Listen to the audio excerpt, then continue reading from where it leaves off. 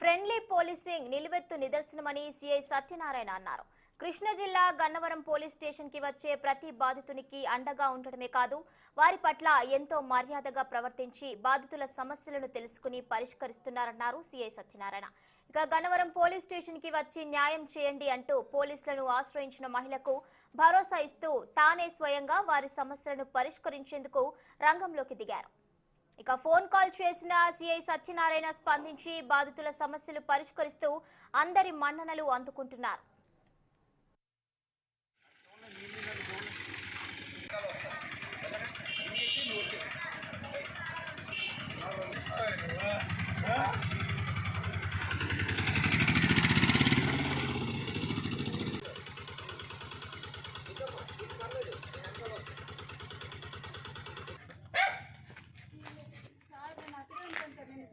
సరే అమ్మ ఉండొద్దు ఆ